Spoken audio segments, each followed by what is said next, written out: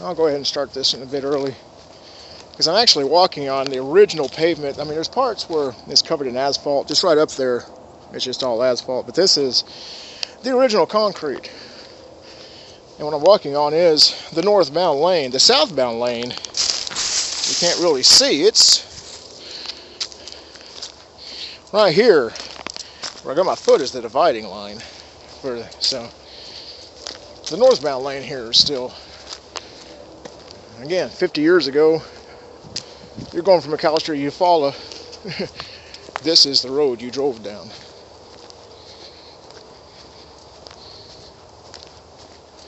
The railroad tracks are not visible.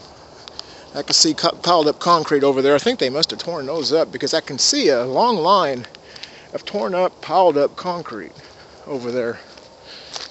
I don't know why they went through all the effort of tearing up all the concrete from the railroad tracks. And here I'm back to this section where this part is asphalt, and I don't know why they've got it in asphalt going down into the water on both sides instead of just leaving the pavement, because it becomes pavement up here.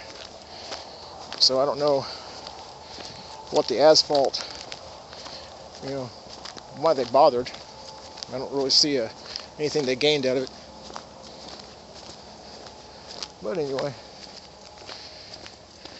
I don't know if you can see it, but that's my truck. If you can't see it, on the other side, on the other shore, there's my truck parked right there. Maybe the sun will be at a better angle, you'll be able to see more. I'm going to go ahead and just do another video across the lake. I'll do it in parts so as not to make any one of these way too long.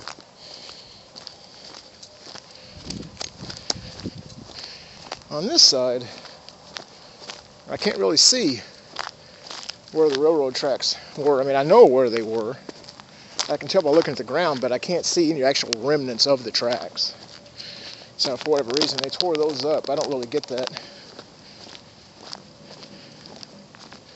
Why'd they tear out the railroad tracks here where they go into the water, but they left the road? That's kind of curious. See, this asphalt I've been walking on, they just laid that over the road. I just don't get why. I don't really see much of a benefit from it. Okay, so the section I walked across, I'd estimate is about 3/4 of a mile. While it's still light, when I get back to the other side, I'm going to, that's an island, or actually a peninsula in itself, right there. And actually, I'm calling this, and I'm walking on an island. There's actually a path going back into the woods to the east, where vehicles come down. So if vehicles come down that road, then that means this isn't an island. It's a peninsula of some sort. I don't know where they come from. I'll have to look at it on the satellite.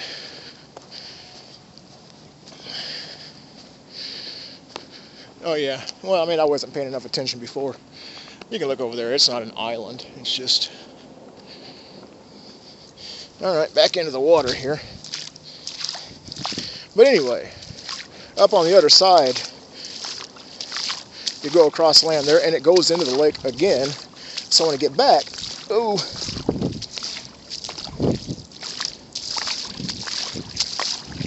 I could have done this 6 months ago, and my feet wouldn't have gotten wet. That's back when these boots were waterproof, but it's kind of pretty watching the water, the way it goes across there. It's kind of cool. Okay, my feet are wet, but they'll dry.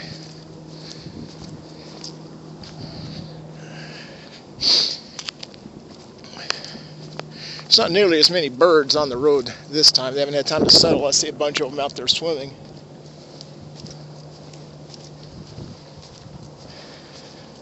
But I'm going to get back to my truck, and I'll go across this part. I'm not going to walk it because it looks to be like a mile at least of roadway before it goes back into the water again. So it's going to walk back to my truck, and I'll end this and drive over to that next part before it starts getting too dark. You know, one thing I like about this part here also is it's accessible. There's a lot of places looking on the satellite where I can see remnants like this, but you can't get to them. You know, they've got them fenced off. I don't know why they feel it necessary to put fences all over the place to keep you out of everywhere. You know, it's aggravating. Let me go ahead and stop this one and I'll start another part. Okay, here we keep going. See all the white stuff? That's bird dew. Because this part, they were very heavy on this part before I started walking across here.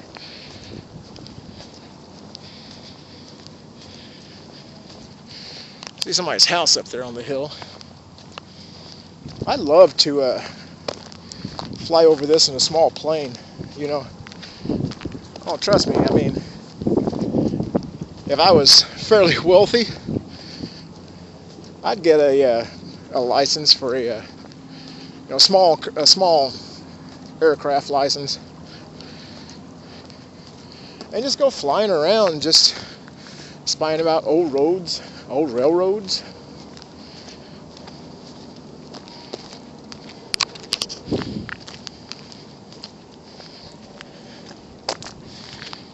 I mean, there's people that might not find this as interesting as I do, but, you know, personally, it's still just, you know, I just think it's ultra cool.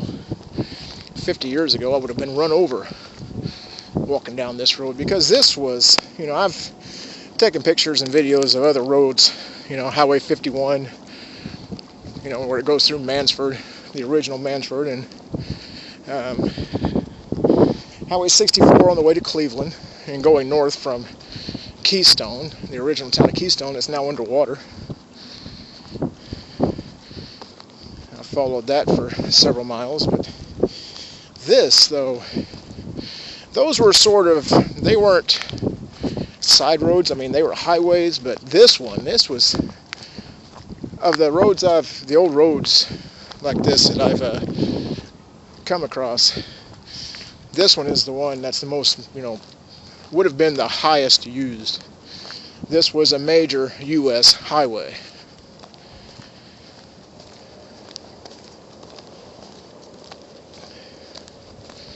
And no doubt millions of vehicles used this road. Millions upon millions.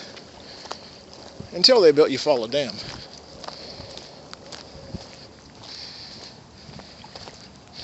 And now it's in the middle of a lake.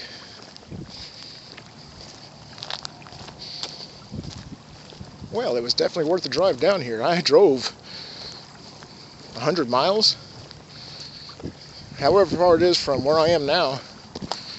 You look on Google Satellite, south of Crowder, Oklahoma, which is itself south of Eufaula. And I'm not far north of McAllister.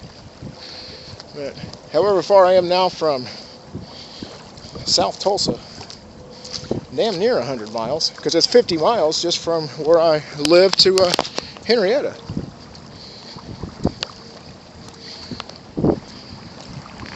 Well, actually, I may be wrong about that.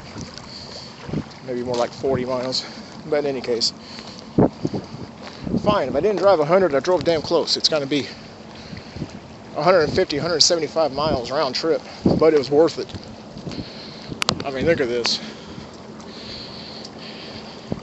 Northbound lane, southbound lane.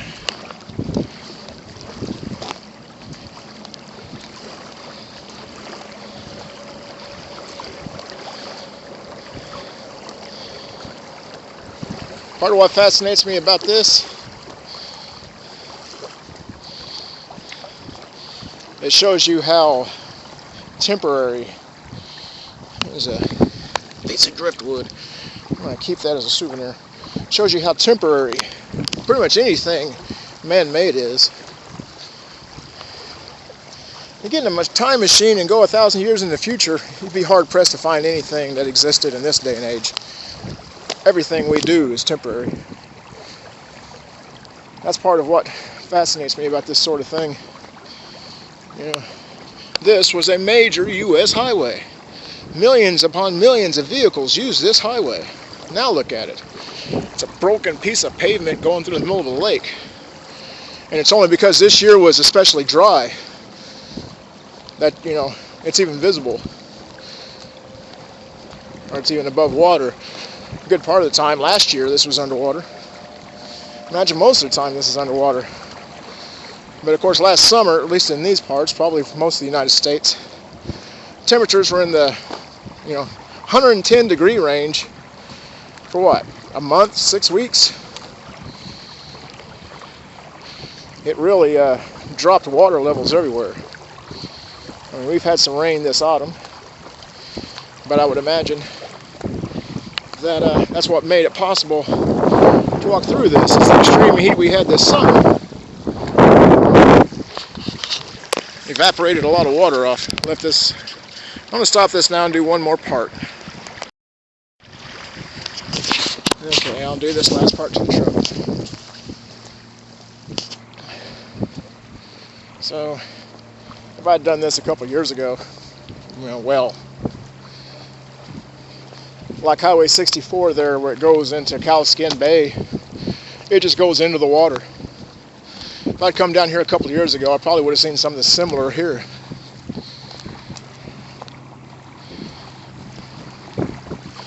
I'm surprised that, 50 years this has been here. And probably a good part of that 50 years, it's been underwater. I'm surprised that it's in not worse condition than it is. There's not a part of this that, some guy in a big old truck bigger than mine couldn't have got across. I mean, you could easily drive across this. But yeah, it would take a big old truck with those big old damn off-road, an off-road truck. There. Could easily get across this. You'd have to be very careful. You'd have to straddle this part here because here it's not more than, say, 12 foot, 14 foot wide. That's it. In places it's not even that. I'd like to try that sometime. It looks like a walking stick, don't it? I don't think this would be a very good walking stick. Okay, so that wasn't much of a walking stick.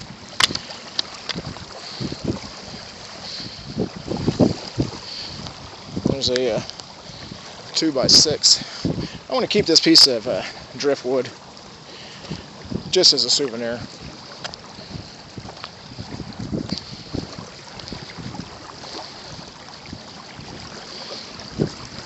Well, this has been an interesting little walk. Man, my hand's starting to get sore from holding this camera. This thing doesn't, this is actually my phone, of course. It doesn't have a strap or anything. My arm is starting to get sore from holding this thing up this whole time. But I'll go ahead and finish it off.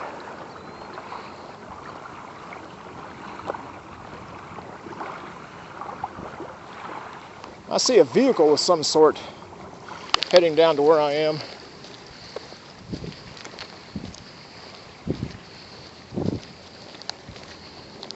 And he pulled off the road up there. At first it kind of had the look of a police car. I can see, although I don't know how any cop would know I was here, or have any problem really with me being here. They pulled off the road.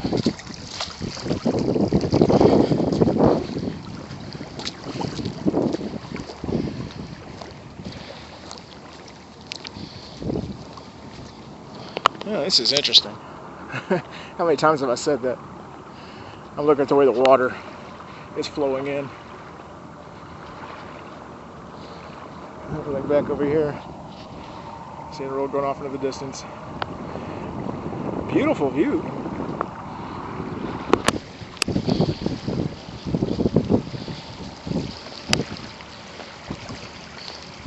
Well, wherever you are, if you want to see this yourself, at least on satellite, just go to McAlester, Oklahoma, and then follow Highway 69 north of there.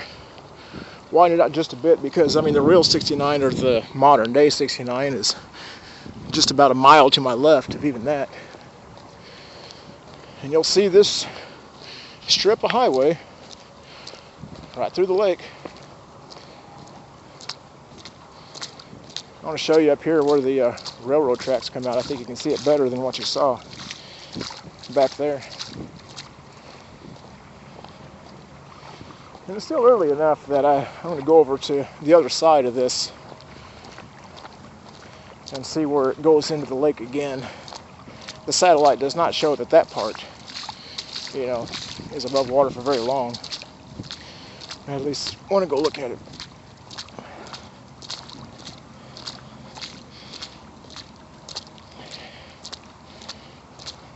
Oh, this is cool. I've enjoyed this. This was worth the drive.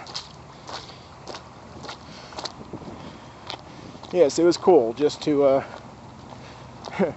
walk through the middle of a damn lake.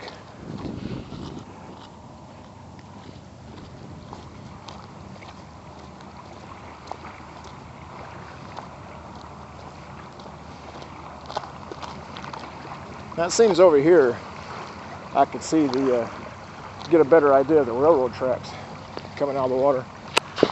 See where the railroad was back there, but I couldn't actually see where the tracks were. It didn't look like.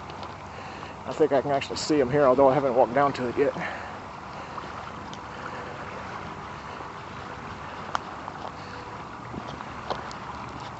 I don't know if they do this all over the country. I mean, this is Oklahoma. It's easy to find old roads in Oklahoma because when they build new roads, they just leave the old one. Railroad tracks, they tend to tear those up. But you can get on the satellite, you can follow them through the country for miles. The scars are still visible. But the roads themselves, they don't often tear them up, they just leave them. This will probably be here forever until it finally crumbles away. Over here is where the railroad originally came out of the water. The railroad is on the other side of modern day 69 over there. My truck.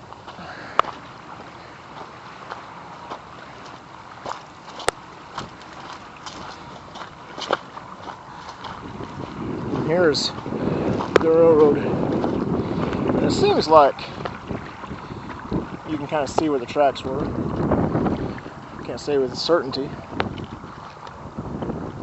But I mean, I am certain this was the railroad. But it would have been kind of nice if they'd actually left the tracks here. Well, anyway, that's it for this side.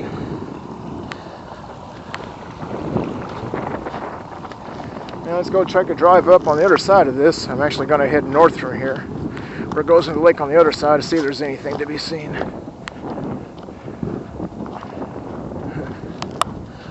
Stuff that lives under there. Alright, enough of this for now.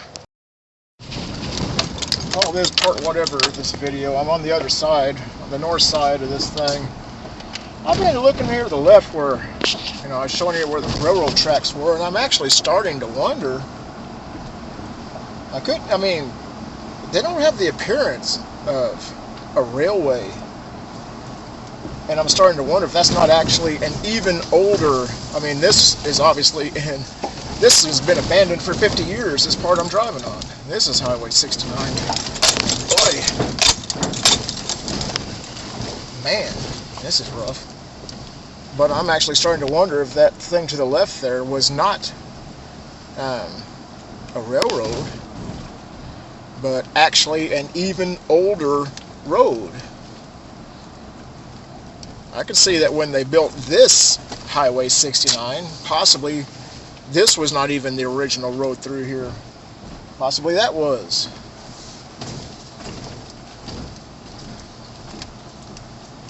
And now they're both abandoned. Yeah, this part. no question here, it just goes straight into the lake. I'm not going to be walking across this part. So that might explain why they, I was wondering why they would have torn up the railroad tracks. Maybe they didn't. Maybe that was not the railroad. But again, I don't know for sure. I'll have to really check it out on Google satellite. And look at this. I'm in the lake. I'm not going to go any farther than this. My truck is in the lake. Look at that. All right. I wonder how far I could drive. Too bad this isn't like Groundhog Day where I, could just relive every day. Otherwise, I'd just go ahead and take the truck and just drive as far as I could drive there. Whoa, gotta be careful backing up here.